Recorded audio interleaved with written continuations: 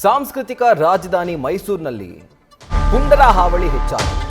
ಅದರಲ್ಲೂ ಕೂಡ ಈ ಬೈಕ್ ವೀಲಿಂಗ್ ಮಾಡುವಂತಹ ಪುಂಡರು ಕಂಟ್ರೋಲ್ಗೆ ಸಿಗ್ತಾ ಇಲ್ಲ. ಇವರು ರಸ್ತೆಯಲ್ಲಿ ಬೈಕ್ ವೀಲಿಂಗ್ ಅನ್ನ ಮಾಡಬೇಡಿ ಅಂತ ಹೇಳಿದ್ದಕ್ಕೆ ಥಳಿಸಿರುವಂತಹ ಒಂದು ಘಟನೆ ನಡೆದಿದೆ. ಮನೆಗೆ ನುಗ್ಗಿ ಹಿಗ್ಗಾಮುಗ್ಗ ಈ ಪುಂಡರ ಗುಂಪು ಥಳಿಸಿದ್ದಾರೆ.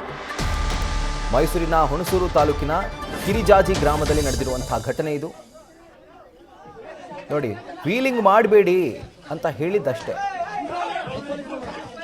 ಅದಕ್ಕೇನೆ ಮನೆಗೆ ನುಗ್ಗಿ ಹಲ್ಲೆ ಮಾಡಿರುವಂತಹ ಪುಂಡರಿದು ಆ ಒಂದು ಪ್ರಕರಣ. ಇವ್ರಿಗೇನು ವೀಲಿಂಗ್ ಮಾಡಿ ಜನಕ್ಕೆ ಸಹಾಯ ಮಾಡ್ತಿದ್ದಾರಾ, ಸಮಾಜ ಸೇವೆ ಮಾಡ್ತಾ ಇದ್ದಾರೆ ಇವರೆಲ್ಲರೂ ಕೂಡ. ಅವರವರ ಶೋಕಿಗೆ, ಅವರವರ ದೌಲತ್ತಿಗೆ, ಅಹಂಕಾರಕ್ಕೆ ವೀಲಿಂಗ್ ಮಾಡ್ತಾರೆ. ಇದರ ಕುರಿತಾಗಿ ಡೀಟೇಲ್ಸ್ ಅನ್ನ ಕೊಡ್ತಾರೆ ನಮ್ಮ ಪ್ರತಿನಿಧಿ ರವಿ ಪಾಂಡವಪುರ. ರವಿ, ಈಗ ಇವರೇನು ವೀಲಿಂಗ್ ಮಾಡ್ತಾ ಸಮಾಜಕ್ಕೆ ಏನು ದೊಡ್ಡ ಕೊಡುಗೆ ಕೊಡ್ತಾ ಇದ್ದಾರಾ? ವೀಲಿಂಗ್ ಮಾಡಬೇಡಿ, ಇನ್ನೊಬ್ಬರಿಗೆ ಅದು ಅಪಾಯಕಾರಿ ಅಂತ ಹೇಳಿದ್ರೆ ಇಂಥ ಒಂದು ನಡೆಯನ್ನ ತೋರಿಸ್ತಾರೆ ಅಂತಂದ್ರೆ ಪೊಲೀಸರ ಭಯ ಇಲ್ವಾ? ಹಾಗಿದ್ರೆ ಹುಣಸೂರಿನಲ್ಲಿ ಯಾರು ಪೊಲೀಸರು ಇಲ್ವಾ ಅಂತ?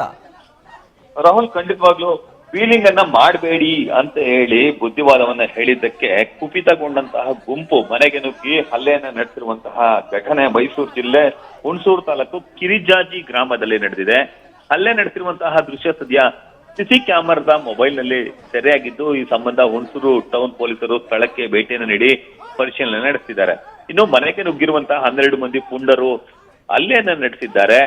ನೀವು ವೀಲಿಂಗ್ ಅನ್ನ ಮಾಡೋದು ಸರಿಯಲ್ಲ, ವೀಲಿಂಗ್ ಮಾಡೋದ್ರಿಂದ ಅಪಾಯ ಆಗತ್ತೆ ಅಂತ ಹೇಳಿ ಬುದ್ಧಿವಾದವನ್ನ ಹೇಳಲಾಯಿತು. ಆದ್ರೆ ಈ ಬುದ್ಧಿವಾದವನ್ನ ಲೆಕ್ಕಿಸದಂತಹ ಕಿಡಿಗೇಡಿಗಳು ಈ ರೀತಿಯಾಗಿ ಹಲ್ಲೆಯನ್ನ ಮಾಡುವಂತಹ ದುಷ್ಕೃತ್ಯಕ್ಕೆ ಮುಂದಾಗಿದ್ದಾರೆ. ಇನ್ನು ಘಟನೆಗೆ ಸಂಬಂಧಪಟ್ಟಂತೆ ಹುಣಸೂರು ಠಾಣಾ ಪೊಲೀಸರು ತಡವಾಗಿ ಎಚ್ಚೆತ್ತುಕೊಂಡು ಈ ವೀಲಿಂಗ್ ಪುಂಡರ ವಿರುದ್ಧ ಈಗ ಅಭಿಯಾನವನ್ನ ಕೈಗೊಂಡಿದ್ದಾರೆ. ಜೊತೆಗೆ ಅವರೆಲ್ಲರನ್ನೂ ಕೂಡ ಠಾಣೆಗೆ ಕರೆಸಿ ಒಂದು ದೂರನ್ನು ಕೂಡ ದಾಖಲಿಸಿಕೊಳ್ಳುವಂತ ಕೆಲಸ ಕೂಡ ಮುಂದಾಗಿದ್ದಾರೆ. ರಾಹುಲ್.